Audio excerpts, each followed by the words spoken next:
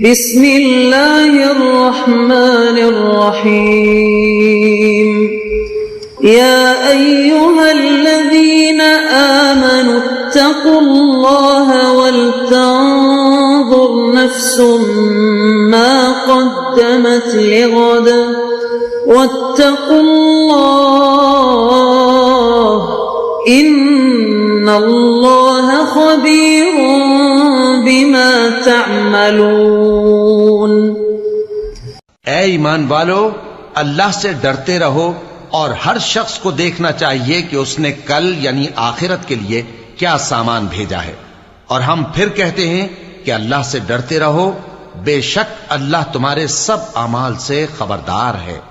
بسم اللہ الرحمن الرحیم، الحمد للہ رب العالمین، والصلاة والسلام على اشرف الانبیاء والمرسلین وعلى آلہ واصحابہ اجمعین ومن تبعہم بإحسان الى یوم الدین۔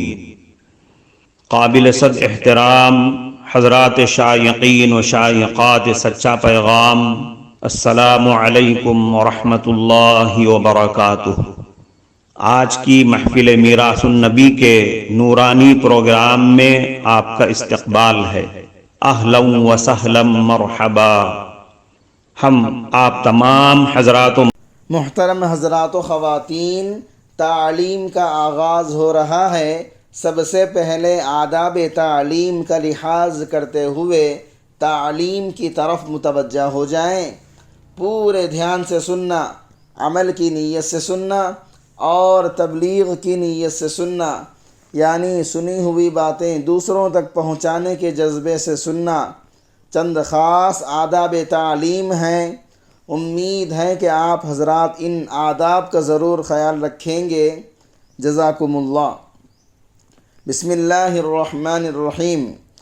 حضرت واصلہ ابن اسقع رضی اللہ عنہ روایت کرتے ہیں کہ رسول اکرم صلی اللہ علیہ وسلم نے ارشاد فرمایا، تم اپنے بھائی کی کسی مصیبت پر خوشی کا اظہار نہ کیا کرو، ہو سکتا ہے کہ اللہ تعالیٰ اس پر رحم فرما کر اس کو اس مصیبت سے نجات دے دیں اور تم کو مصیبت میں مبتلا کر دیں۔ حضرت معاذ ابن جبل رضی اللہ عنہ روایت کرتے ہیں کہ رسول اکرم صلی اللہ علیہ وسلم نے ارشاد فرمایا، جس شخص نے اپنے مسلمان بھائی کو کسی ایسے گناہ پر عار دلائی جس سے وہ توبہ کر چکا ہو تو وہ اس وقت تک نہیں مرے گا جب تک خود اس گناہ میں مبتلا نہ ہو جائے۔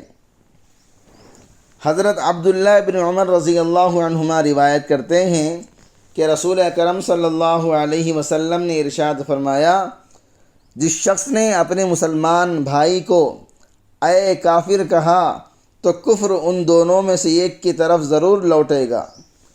اگر وہ آدمی واقعی کافر ہو گیا تھا جیسا کہ اس نے کہا تو ٹھیک ہے، ورنہ کفر خود کہنے والے کی طرف لوٹ کر آئے گا۔ حضرت ابو ذر رضی اللہ عنہ سے روایت ہے کہ انہوں نے رسول اکرم صلی اللہ علیہ وسلم کو یہ ارشاد فرماتے ہوئے سنا، جس نے کسی آدمی کو کافر یا اللہ تعالیٰ کا دشمن کہہ کر پکارا حالانکہ وہ ایسا نہیں ہے تو اس کا کہا ہوا خود اس پر لوٹ آ جاتا ہے۔ حضرت عمران ابن حسین رضی اللہ عنہما روایت کرتے ہیں کہ نبی کریم صلی اللہ علیہ وسلم نے ارشاد فرمایا، جب کسی آدمی نے اپنے بھائی کو اے کافر کہا تو یہ اس کو قتل کرنے کی طرح ہے۔ حضرت عبداللہ ابن مسعود رضی اللہ عنہ سے روایت ہے کہ نبی کریم صلی اللہ علیہ وسلم نے ارشاد فرمایا، مومن کے لیے مناسب نہیں کہ وہ لعنت ملامت کرنے والا ہو۔ حضرت ابو درداء رضی اللہ عنہ روایت کرتے ہیں کہ رسول اکرم صلی اللہ علیہ وسلم نے ارشاد فرمایا، زیادہ لعنت کرنے والے قیامت کے دن نہ گنہگاروں کی سفارش بن سکیں گے اور نہ انبیاء علیہ السلام کی تبلیغ کے گواہ بن سکیں گے۔ حضرت ثابت ابن ضحاک رضی اللہ عنہ روایت کرتے ہیں کہ نبی کریم صلی اللہ علیہ وسلم نے ارشاد فرمایا، مومن پر لعنت کرنا گناہ کے اعتبار سے اس کو قتل کرنے کی طرح ہے۔ حضرت عبد الرحمن ابن غرم رضی اللہ عنہ سے روایت ہے کہ نبی کریم صلی اللہ علیہ وسلم نے ارشاد فرمایا، اللہ تعالیٰ کے بہترین بندے وہ ہیں جن کو دیکھ کر اللہ تعالیٰ یاد آ جائے، اور بدترین بندے چغلیاں کھانے والے، دوستوں میں جدائی ڈالنے والے، اور اللہ تعالیٰ کے پاک دامن بندوں کو کسی گناہ یا کسی پریشانی میں مبتلا کرنے کی کوشش میں لگے رہنے والے ہیں۔ حضرت ابن عباس رضی اللہ عنہما سے روایت ہے کہ رسول اکرم صلی اللہ علیہ وسلم 2 قبروں کے پاس سے گزرے تو آپ صلی اللہ علیہ وسلم نے ارشاد فرمایا، ان دونوں قبر والوں کو عذاب ہو رہا ہے، اور عذاب بھی کسی بڑی چیز پر نہیں ہو رہا ہے کہ جس سے بچنا مشکل ہو۔ ان میں سے ایک تو پیشاب کی چھینٹوں سے نہیں بچتا تھا اور دوسرا چغل خوری کرتا تھا۔ حضرت انس بن مالک رضی اللہ عنہ روایت کرتے ہیں کہ رسول اکرم صلی اللہ علیہ وسلم نے ارشاد فرمایا، جب میں معراج پر گیا تو میرا گزر کچھ ایسے لوگوں پر ہوا جن کے ناخن تانبے کے تھے، جن سے وہ اپنے چہروں اور سینوں کو نوچ نوچ کر زخمی کر رہے تھے۔ میں نے جبریل علیہ السلام سے پوچھا کہ یہ کون لوگ ہیں؟ حضرت جبریل علیہ السلام نے بتلایا کہ یہ لوگ انسانوں کا گوشت کھایا کرتے تھے، یعنی ان کی غیبتیں کرتے تھے اور ان کی آبرو ریزی کیا کرتے تھے۔ حضرت جابر ابن عبداللہ رضی اللہ عنہما فرماتے ہیں کہ ہم نبی کریم صلی اللہ علیہ وسلم کے ساتھ تھے کہ ایک بدبو اٹھی۔ آپ صلی اللہ علیہ وسلم نے ارشاد فرمایا، جانتے ہو یہ بدبو کس چیز کی ہے؟ یہ بدبو ان لوگوں کی ہے جو مسلمانوں کی غیبت کرتے ہیں۔ حضرت ابو سعد اور حضرت جابر ابن عبداللہ رضی اللہ عنہما روایت کرتے ہیں کہ نبی کریم صلی اللہ علیہ وسلم نے ارشاد فرمایا، غیبت کرنا زنا سے زیادہ برا ہے۔ صحابہ نے عرض کیا، اے اللہ کے نبی، غیبت کرنا زنا سے زیادہ برا کیسے ہے؟ رسول اللہ صلی اللہ علیہ وسلم نے ارشاد فرمایا، آدمی اگر زنا کر لیتا ہے پھر توبہ کر لیتا ہے تو اللہ تعالیٰ اس کی توبہ قبول فرما لیتے ہیں، مگر غیبت کرنے والے کو جب تک وہ آدمی معاف نہ کر دے جس کی اس نے غیبت کی ہے، اس وقت تک اللہ تعالیٰ کی طرف سے اسے معاف نہیں کیا جاتا۔ حضرت عائشہ صدیقہ رضی اللہ عنہا فرماتی ہیں کہ میں نے نبی کریم صلی اللہ علیہ وسلم سے کہا، بس آپ کو تو صفیہ کا پستہ قد ہونا کافی ہے۔ آپ صلی اللہ علیہ وسلم نے ارشاد فرمایا، تم نے ایسا جملہ کہا کہ اگر اس جملے کو سمندر میں ملا دیا جائے تو اس جملے کی کڑواہٹ سمندر کی نمکینی پر غالب آ جائے۔